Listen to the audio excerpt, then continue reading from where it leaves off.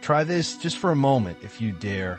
Turn everything off. The music, the podcast, the video, the endless stream of updates. Just sit, no phone in hand, no headphones offering escape, no manufactured noise to fill the space around you or the space within. How long does it take?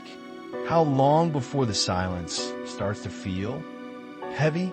Before it begins to press in, almost a scream? Clock ticking sound effect gradually increases, then perhaps fades slightly under narration. That creeping unease, that itch to reach for distraction. It's a sensation many of us know intimately. Stillness. It's something ancient, something fundamental to the human experience. Our ancestors knew its depths. Yet in our hyper-connected, always-on world, we seem to run from it. Faster and with more sophisticated tools of evasion than ever before. Why? Why we fear it so much? This absence of external sound? What lives in that silence that we are so desperate not to face? Is it our own thoughts, unfiltered and raw? Is it the echoes of unresolved feelings? The Stoics, those ancient masters of the inner life, saw stillness not as an empty void, not as absence, but as a profound presence, a space for clarity, for truth. Let's go there together into that quiet and explore what awaits. The Roman statesman and philosopher Seneca, a towering figure in Stoicism, once wrote with piercing insight, "We suffer more in imagination than in reality." Think about that for a moment. How often are our anxieties born not from actual events, but from the stories our minds weave in anticipation of them, or in rumination about them?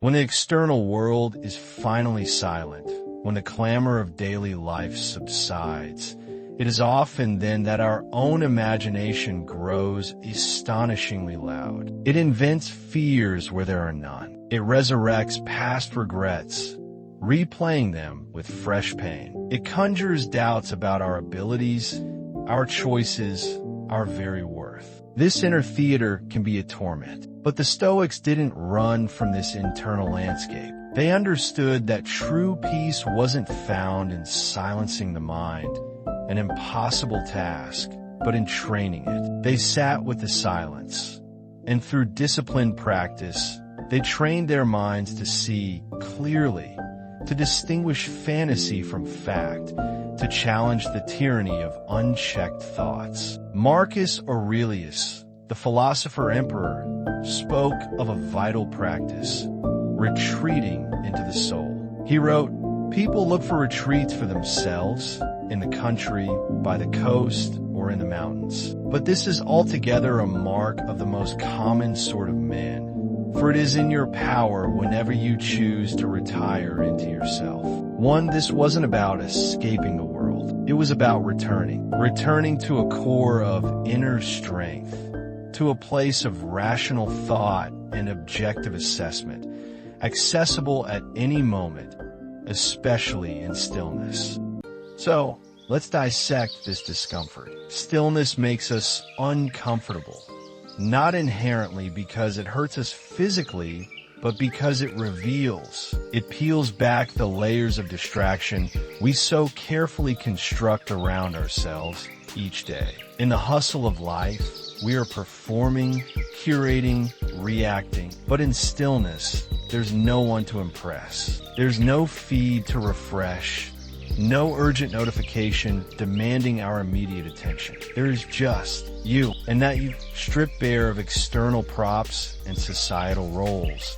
Might be someone you've been avoiding. That you might be tired, truly exhausted beneath the veneer of productivity. Anxious with worries that have been simmering just below the surface. Perhaps that you is full of unprocessed emotions, sadness, anger, disappointment, experiences you've pushed down because feeling them felt too overwhelming at the time. The noise of daily life acts as a convenient anesthetic, keeping us numb to these deeper currents within. Stillness then forces us to feel. It removes the buffer. It's like stepping into a quiet room where suddenly you can hear the hum of the refrigerator, a sound that was there all along but masked by louder noises. In the silence, we hear the hum of our own being. The Stoics had a powerful practice for confronting inner turmoil, premeditatio malorum. This was the intentional contemplation of potential future misfortunes,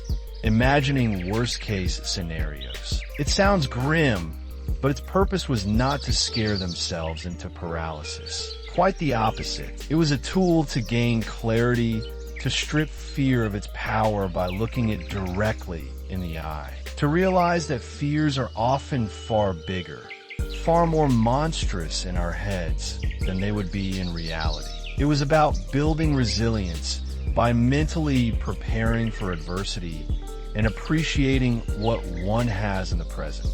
Today, we rarely engage in such deliberate internal work. When discomfort arises, our instinct, amplified by technology, is to scroll, to click, to consume. Anything but sit still with our own mind. We seek external solutions for internal unease, a strategy that offers temporary relief but rarely lasting peace. Modern psychology offers a lens that complements these ancient insights. What the Stoics intuitively understood, contemporary research now begins to articulate. Psychologists often refer to our flight from uncomfortable inner states as experiential avoidance or internal avoidance. The pervasive human tendency to flee from or try to control difficult thoughts, feelings, memories, and bodily sensations, even when doing so causes long-term harm. Stillness can be a powerful trigger for this. When external stimuli are removed, it creates a kind of vacuum. The mind, abhorring a void, often rushes to fill it. And what does it fill it with? Frequently, it's the very thoughts and feelings we've been trying to keep at bay.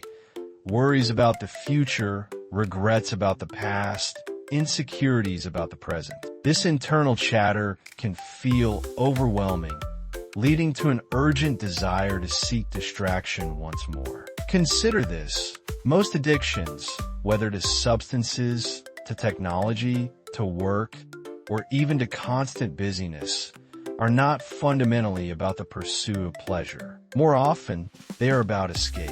An escape from discomfort, an escape from difficult emotions, an escape from the perceived emptiness or anxiety of stillness itself. We seek to fill the void, to silence the inner critic, or to simply not feel for a while. But what if this perceived enemy, this stillness we try so hard to avoid, isn't the enemy at all? What if, as the Stoics suggested, it is actually the teacher? What if the discomfort it brings is merely a signal, pointing towards areas of our inner life that need attention, understanding, and perhaps healing? Let me share a story, a modern echo of this ancient quest for inner peace. A woman, let's call her Sarah, found herself increasingly overwhelmed by the demands of her career and the constant digital noise of her life. She felt perpetually anxious, her mind always racing. On a whim, or perhaps out of sheer desperation, she booked a week-long silent retreat nestled deep in a forest. No phone, no speaking, no books, no music, just herself and the silence. The first few days were, in her own words, a special kind of hell. Her mind, deprived of its usual distractions, went into overdrive. Thoughts, anxieties, and to-do lists screamed for attention. Forgotten memories, both pleasant and painful, resurfaced with surprising intensity. Emotions she thought she had dealt with, grief, frustration, old insecurities, hit her like unexpected waves, threatening to pull her under. There were moments she wanted to scream, to run, to do anything to break the oppressive quiet. But she stayed. She sat with the storm. And then, slowly, painstakingly, something began to shift. The relentless chatter in her mind started to lose its volume, its urgency. The emotional waves still came, but they felt less overwhelming, more like passing weather. And in the spaces between those thoughts, between those feelings, something else emerged. It wasn't an explosion of joy, nor a sudden, dramatic enlightenment. It was something quieter, more profound. It was clarity, a sense of calm presence, an ability to observe her thoughts without being consumed by them. Later, writing in her journal, she penned a simple line. The silence was terrifying at first, but in the end, it introduced me to myself, the self I had been running from for years. Now let's turn that gaze inward towards ourselves. When was the last time you truly sat in silence? Not accidental silence, not the brief pause between one distraction and the next, but intentional, welcomed silence. Without reaching for your phone, without trying to fill it, without judging yourself for any discomfort that arose. What would happen if you allowed yourself to do that, even for just 5 or 10 minutes a day? If you welcomed the quiet, not as an adversary, but as a long-lost friend?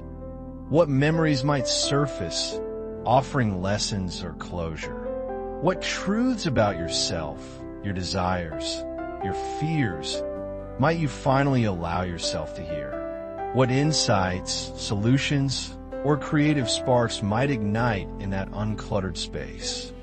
Stillness is not the absence of life. It is not empty. It is perhaps where life breathes most deeply. It is the fertile ground from which understanding and self-awareness can grow. It is the space where we can finally hear the subtle whispers of our own intuition, our own soul. The Stoics didn't fear silence.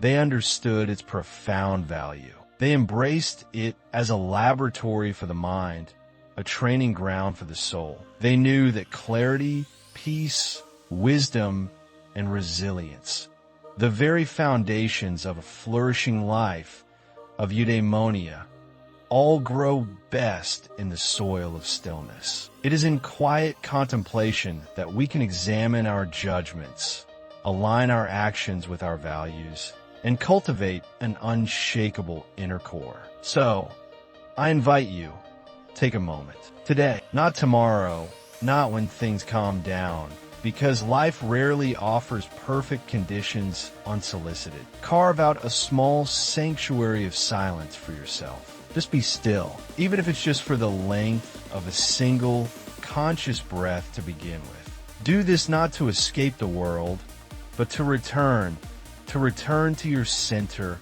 to that calm, observant part of yourself that is always present beneath the surface noise. To remember who you are when the world stops telling you who you should be. If this message, this exploration of silence and stillness speaks to a need within you, then walk this path with us. It is a journey of rediscovery. Subscribe to continue exploring these timeless principles. Share this reflection if you feel it might benefit others. And most importantly, reflect on how you can invite more intentional stillness into your own life. And as always, cultivate your inner strength. Build your inner citadel. See you on the inside.